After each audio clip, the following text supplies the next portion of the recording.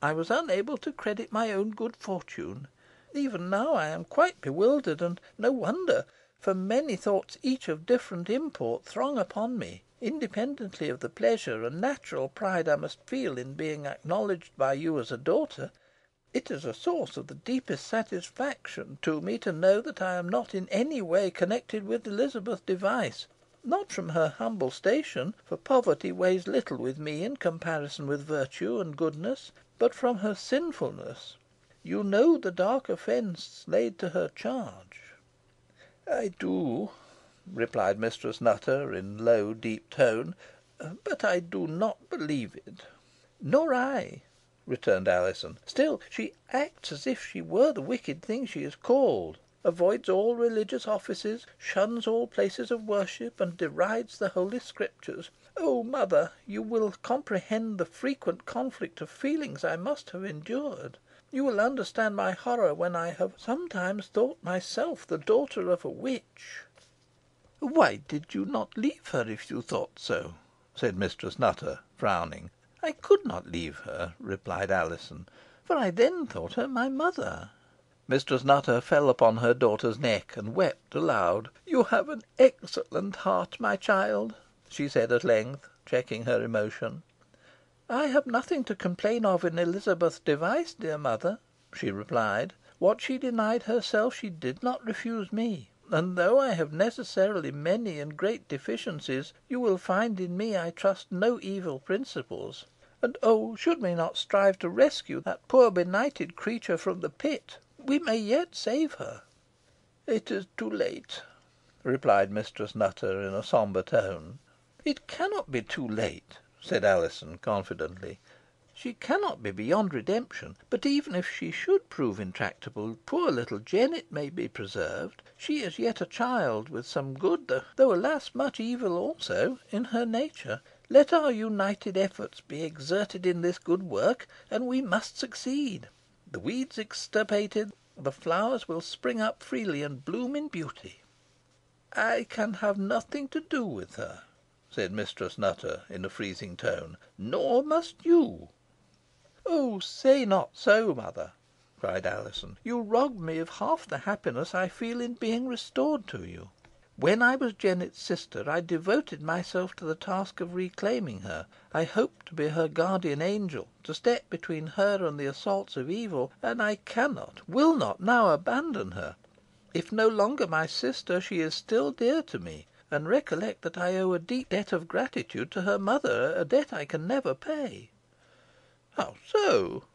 cried Mistress Nutter. "You owe her nothing, but the contrary." "I owe her a life," said Alizon. "Was not her infant's blood poured out for mine? And shall I not save the child left her, if I can?" "I shall not oppose your inclinations," replied Mistress Nutter, with reluctant assent; "but Elizabeth, I suspect, will thank you little for your interference." "Not now, perhaps," returned Alizon; "but a time will come when she will do so."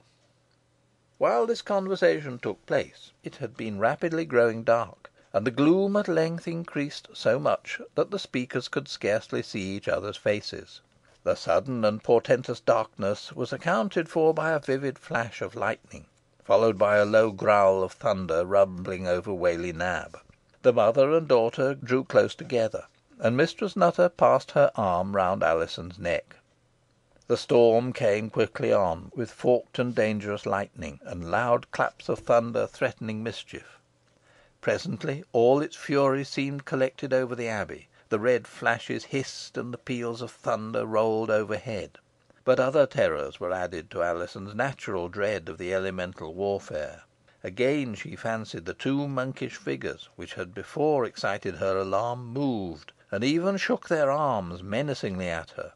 At first she attributed this wild idea to her overwrought imagination, and strove to convince herself of its fallacy by keeping her eyes steadily fixed upon them.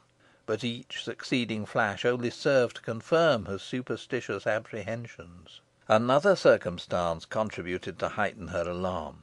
Scared, most probably, by the storm, a large white owl fluttered down the chimney, and after wheeling twice or thrice round the chamber, settled upon the bed, hooting, puffing, ruffling its feathers, and glaring at her with eyes that glowed like fiery coals.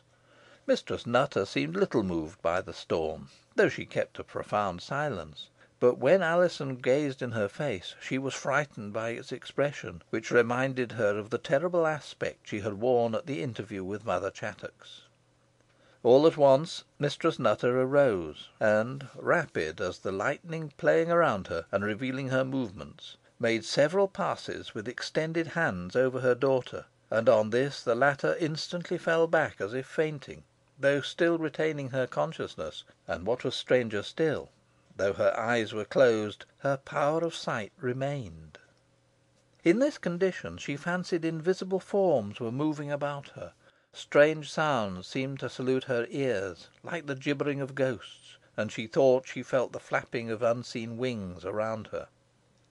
All at once her attention was drawn, she knew not why, towards the closet, and from out of it she fancied she saw issue the tall, dark figure of a man.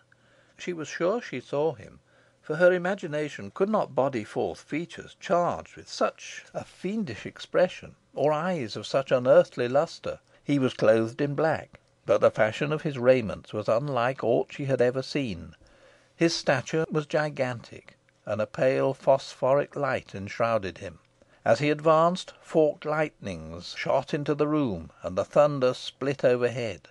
The owl hooted fearfully, quitted its perch, and flew off by the way it had entered the chamber. The dark shape came on. It stood beside Mistress Nutter, and she prostrated herself before it.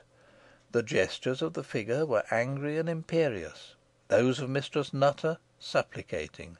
Their converse was drowned by the rattling of the storm. At last the figure pointed to Alizon, and the word "Midnight" broke in tones louder than thunder from its lips. All consciousness then forsook her. How long she continued in this state she knew not, but the touch of a finger applied to her brow seemed to recall her suddenly to animation. She heaved a deep sigh, and looked around. A wondrous change had occurred. The storm had passed off, and the moon was shining brightly over the top of the cypress tree, flooding the chamber with its gentle radiance, while her mother was bending over her with looks of tenderest affection. "You are better now, sweet child," said Mistress Nutter. "You were overcome by the storm. It was sudden and terrible." "Terrible indeed," replied Alizon, imperfectly recalling what had passed; "but it was not alone the storm that frightened me. This chamber has been invaded by evil things. Methought I beheld a dark figure come from out yon closet, and stand before you." "You have been thrown into a state of stupor by the influences of the electric fluid," replied Mistress Nutter; "and while in that condition visions have passed through your brain. That is all, my child." "Oh, I hope so," said Alizon. "Such ecstasies are of frequent occurrence," replied Mistress Nutter; "but since you are quite recovered, we will descend to Lady Assheton, who may wonder at our absence.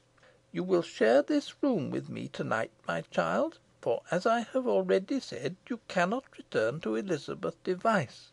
I will make all needful explanations to Lady Assheton, and will see Elizabeth in the morning, perhaps to night. Reassure yourself, sweet child. There is nothing to fear." "I trust not, mother," replied Alizon; "but it would ease my mind to look into that closet."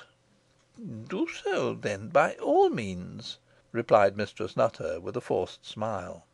Alizon peeped timorously into the little room, which was lighted up by the moon's rays. There was a faded white habit, like the robe of a Cistertian monk, hanging in one corner, and beneath it an old chest. Alizon would fain have opened the chest, but Mistress Nutter called out to her impatiently. "You will discover nothing, I am sure. Come, let us go down stairs." And they quitted the room together. CHAPTER IX.